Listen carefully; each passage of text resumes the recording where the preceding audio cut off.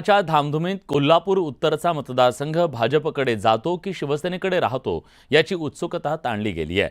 या मतदारसंघासाठी शिवसेनेच्या राजेश क्षीरसागर यांचं नाव आघाडीवर आहे, पण याच मतदारसंघातून आपल्या लेकाच्या उमेदवारीसाठी भाजप खासदार धनंजय महाडिकांनी जोरदार फिल्डिंग लावली आहे।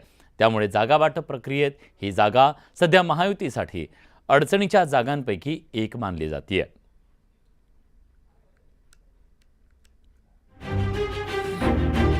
कोल्हापूर उत्तर विधानसभा मतदारसंघामध्ये उमेदवारीवरून शिवसेना आणि भाजपत सध्या जोरदार रस्सीखेच सुरू आहे। या मतदारसंघात शिवसेनेच्या राजेश क्षीरसागर यांनी जोरदार तयारी केली आहे। मात्र 2021 सालची पोटनिवडणूक या मतदारसंघातनं भाजपनं लढवल्यामुळे भाजपचे विद्यमान खासदार धनंजय महाडिक यांनी आपला मुलगा कृष्णराजच्या उमेदवारीचा आग्रह धरलाय। कोल्हापूर उत्तरमधनं राजेश क्षीरसागर यांना अद्यापही उमेदवारीचा ग्रीन सिग्नल मिळालेला नाही। त्यामुळे क्षीरसागर असो किंवा महाडिक उमेदवारीसाठी दोघांच्याही मुंबई वाऱ्या वाढलेल्या आहेत। वाटतं की या मतदारसंघाची उमेदवारी शिवसेनेकडे राहील आणि गेल्या एकंदरीत 3 विधानसभा मी लढलेले आहेत। 4थ्या विधानसभेला सामोरं जातोय। पहिल्या 2 विधानसभा जिंकल्या, 3ऱ्या विधानसभेमध्ये निगेटिव्ह नेरेटिव्ह सेट केल्यामुळे माझा पराभव झाला आणि म्हणून त्यानंतर मी पराभवामुळे थांबलो नाही, खचलो नाही। दरम्यान कृष्णराज महाडिक यांच्यासाठी धनंजय महाडिक यांनी पूर्ण ताकद पणाला लावली आहे। देवेंद्र फडणवीसांसह मुख्यमंत्री एकनाथ शिंदे यांच्या भेटी घेत उमेदवारी मिळवण्याचे प्रयत्न सुरू केले, तर त्यांचे चिरंजीव कृष्णराज आता सुट्टी नाही म्हणत सोशल मीडिया आणि सामाजिक कामांमधनं आपला जनसंपर्क वाढवतात। भाजपनं कोल्हापूर दक्षिण मतदारसंघातून आधीच अमल महाडिकांना उमेदवारी जाहीर केली आहे। त्यामुळे आता कृष्णराज यांच्या रूपानं महाडिक कुटुंबातच भाजप दुसरी उमेदवारीही देणार का हे पाहावं लागेल। धनंजय महाडिक सध्या कृष्णराज किंवा सत्यजित कदम यांच्यापैकी एकासाठी आग्रही असल्याचं कळतंय। मी आपल्याला सांगितलं, कृष्णराज महाडिक यांची उमेदवारी अजून निश्चित झालेली नाही आहे, कुणाचीच झालेली नाही आहे। हा सर्वस्वी निर्णय मुख्यमंत्री महोदयांचा आहे आणि याच्या पाठीमागची पार्श्वभूमी सुद्धा मी आपल्याला सांगितलेली आहे। कोल्हापूर उत्तर मतदारसंघावर गेली अनेक वर्ष शिवसेनेचं वर्चस्व राहिलंय। या मतदारसंघातनं 2009 साली राजेश क्षीरसागरांनी मालोजी राजेंचा पराभव करत आमदारकी मिळवली। 2014 साली सत्यजित कदमांचा पराभव करत क्षीरसागर पुन्हा आमदार बनले, तर 2019 साली काँग्रेसच्या चंद्रकांत जाधवांनी क्षीरसागर यांचा पराभव केला। 2022 साली चंद्रकांत जाधव यांच्या निधनामुळे कोल्हापूर उत्तर मतदारसंघात पोटनिवडणूक पार पडली। या निवडणुकीत जाधव यांच्या पत्नी जयश्री यांनी विजय मिळवला, तर लोकसभेच्या निवडणुकीत शाहू महाराजांना कोल्हापूर उत्तरमधनं 14,528 मतांची आघाडी मिळाली। आता या मतदारसंघासाठी आघाडी आणि युती दोनही बाजूंनी इच्छुकांची संख्या मोठी आहे। त्यामुळे इथल्या उमेदवारीची उत्सुकता सध्या शिगेला पोहोचली आहे। ज्ञानेश्वर साळोखे, न्यूज 18 लोकमत, कोल्हापूर। जयंत पाटील यांनी आज पत्रकार परिषद घेत राष्ट्रवादी शरद पवार गटाची दुसरी यादी जाहीर केली। उत्तम जानकर, सत्यशील शेरकर, सतीश पाटील, संदीप क्षीरसागर अशा एकूण 10 जणांचा यात समावेश आहे।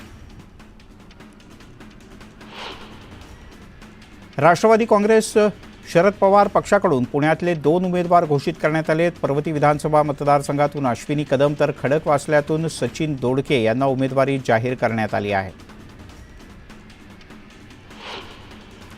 पैठण मतदारसंघात ठाकरे गटाकडून दत्ता गोरडे यांना एबी फॉर्म देण्यात आला आहे। त्यामुळे पैठणमधून गोरडे यांची उमेदवारी आता निश्चित मानली जाते।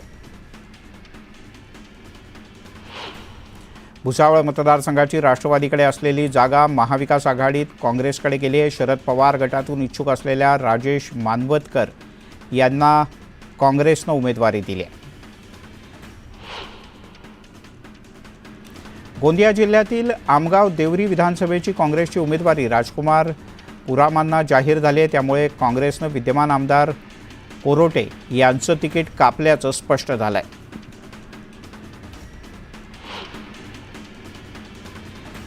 कैलास गोरंट्याल यांना जालना विधानसभेतून काँग्रेसनं पुन्हा एकदा उमेदवारी जाहीर केली आहे. गोरंट्याल यांनी पक्षश्रेष्ठींचे आभार मानले. तसंच विकासाच्या मुद्द्यावर आपण ही निवडणूक लढवणार अशी माहिती गोरंट्याल यांनी दिली. दक्षिण नागपूरमधून काँग्रेसकडून गिरीश पांडव यांना उमेदवारी जाहीर करण्यात आली आहे. पांडव यांना उमेदवारी जाहीर होताच नागपूरच्या मेडिकल चौकात काँग्रेसच्या कार्यकर्त्यांनी जल्लोष केला. हिंगोलीच्या जागेवर ठाकरे गटाकडून उमेदवार घोषित करण्यात आलाय. ठाकरे गटाच्या रुपाली पाटील ही जागा लढवतील. दरम्यान महायुतीत बंडखोरी होणार नाही असं वक्तव्य पाटील यांनी केलं आहे. परतूर मंठा विधानसभा मतदारसंघातून ठाकरे गटाचे जिल्हा प्रमुख एजे बोराडे यांना उमेदवारी जाहीर करण्यात आली. 28 तारखेला बोराडे आपला उमेदवारी अर्ज दाखल करतील. यवतमाळच्या दिग्रज मतदारसंघातून पवन जयस्वाल यांना उमेदवारी जाहीर करण्यात आली. त्यामुळे इथे ठाकरे गट विरुद्ध शिवसेना अशी थेट लढत होणार आहे. लातूरच्या निलंगा इथून काँग्रेसकडून अभय साळुंके यांना उमेदवारी जाहीर करण्यात आली आहे. उमेदवारी दिल्याबद्दल साळुंके यांनी काँग्रेस पक्ष नेतृत्वाचे आभार मानले. अकोल्याच्या अकोटमधून माजी मंत्री सुधाकर गणगणे यांचे पुत्र महेश गणगणे यांना काँग्रेसकडून उमेदवारी जाहीर करण्यात आली आहे. महाविकास आघाडीतली रस्सीखेच जोरात सुरू होती. अखेर काँग्रेसकडून उमेदवारी जाहीर झाली. जळगाव मतदारसंघासाठी शिवसेना ठाकरे गटाकडून जयश्री महाजन यांना उमेदवारी देण्यात आली आहे. विधानसभा निवडणुकीत निश्चित विजय मिळेल असा विश्वास महाजन यांनी व्यक्त केला. कल्याण पश्चिम मतदारसंघात ठाकरे गटाकडून सचिन बारसे यांना उमेदवारी जाहीर करण्यात आली. उद्धव ठाकरे गटाकडून सचिन बारसे यांना एबी फॉर्म सुद्धा देण्यात आला. वाशिमच्या कारंजा विधानसभेसाठी वंचित बहुजन आघाडीकडून अभिजित राठोड यांना उमेदवारी जाहीर करण्यात आली. बंजारा समाजातील उमेदवार देऊन वंचितनं दलित बंजारा मतांचं समीकरण साधण्याचा प्रयत्न केला आहे.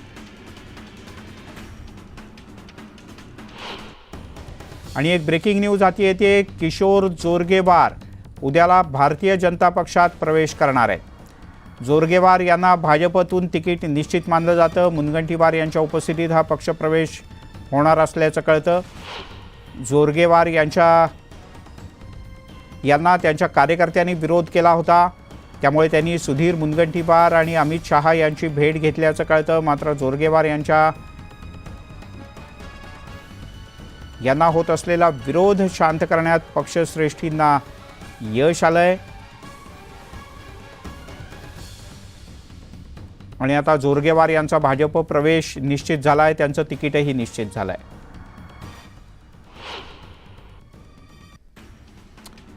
काँग्रेसकडून दुसरी उमेदवारी यादी जाहीर करण्यात आली. या यादीत 23 जणांच्या उमेदवारीबद्दलची घोषणा करण्यात आली. काँग्रेसनं जालन्यातून कैलास गोरंट्याल यांना उमेदवारी दिली, तर अनुजा केदार यांना सावनेरमधून उमेदवारी जाहीर झाली आहे. भंडारा इथे काँग्रेसकडून पूजा ठवकरा यांना उमेदवारी जाहीर करण्यात आली. जिल्ह्यातील मतदार आपल्या पाठीशी असून मतदारसंघातले रखडलेले प्रश्न सोडवण्यासाठी आपण निश्चित प्रयत्न करू असं त्यांनी म्हटलं आहे.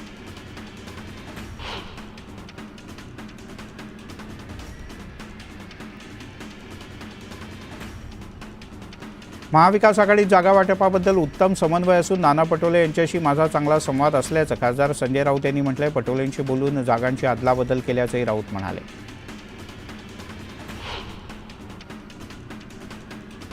राऊत यांनी जागा वाटपाच्या मुद्द्यावरून आमच्यात कोणताही वादविवाद नाही असंही स्पष्ट केलं आहे.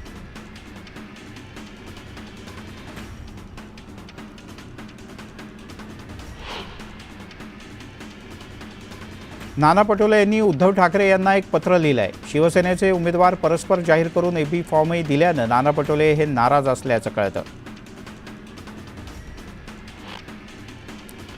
विधानसभा निवडणुकीत महाविकास आघाडीच्या सोबत न जाण्याचा निर्णय रविकांत तुपकर यांच्या क्रांतिकारी शेतकरी संघटनेकडून घेण्यात आला. बुलढाण्यात झालेल्या पदाधिकाऱ्यांच्या बैठकीनंतर तुपकर यांनी भूमिका जाहीर केली.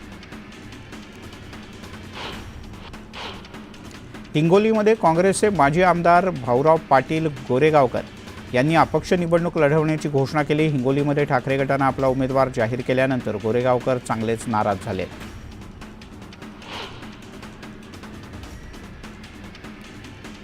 भोकरदन विधानसभा मतदारसंघात रावसाहेब दानवे यांचे पुत्र संतोष दानवे विरुद्ध शरद पवार गटाचे चंद्रकांत दानवे असा सामना रंगणार आहे. दरम्यान रावसाहेब दानवे यांच्या विरोधात बोलताना चंद्रकांत दानवे यांची जीभ घसरली. दानवे यांचा हा व्हिडिओ सोशल मीडियात व्हायरल होतोय. राष्ट्रवादी काँग्रेस एकसंध होण्यासाठी खूप प्रयत्न केले, पण एका व्यक्तीमुळे पक्ष एकसंध झाला नाही असं विधान आमदार अतुल बेनके यांनी केलं. त्यामुळे बेनके यांचा रोख अमोल कोल्हे यांच्याकडे असण्याची शक्यता वर्तवली जाते. आम आदमी पार्टी महाराष्ट्रात निवडणूक लढवणार नाही अशी माहिती आपचे केंद्रीय नेते संजय सिंग यांनी दिली आहे. महाराष्ट्रात आप महाविकास आघाडीचा प्रचार करणार असल्याचं मात्र त्यांनी आवर्जून सांगितलं. पुण्यातील हडपसर मतदारसंघात एकूण 65 उमेदवारांनी अर्ज दाखल केले. चेतन तुपे, प्रशांत जगताप, साईनाथ बाबर यांच्यासह अनेक अपक्ष उमेदवार निवडणुकीच्या रिंगणात उतरले आहेत. बीडच्या केज विधानसभा मतदारसंघात भाजपला पुन्हा धक्का बसलाय. पंकजा मुंडे यांचे विश्वासू मानल्या जाणाऱ्या संगीता ठोंबरे यांनी अपक्ष निवडणूक लढवण्याचा निर्णय घेतलाय.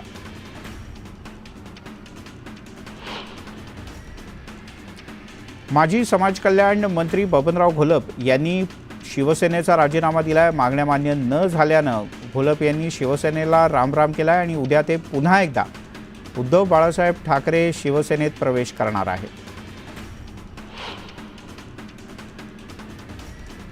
बीडच्या आष्टी मतदारसंघात महायुतीत तिकीट वाटपावरून आजी माजी आमदारांमध्ये जोरदार रस्सीखेच आहे. उमेदवारी अर्ज भरण्यासाठी 4 दिवस बाकी असताना तिकिटाचा तिढा कायम आहे.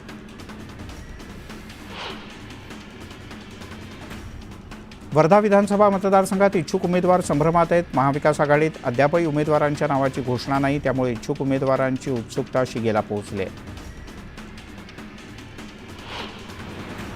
वाशिमच्या कारंजा मतदारसंघात मोठे राजकीय फेरबदल होणार आहेत. अजित पवार गटातील सई डहाके भाजपमध्ये पक्षप्रवेश करणार असल्याचं कळतं, तर भाजपचे गायक पाटणी हे शरद पवार यांच्या गटात प्रवेश करणार असल्याची माहिती आहे.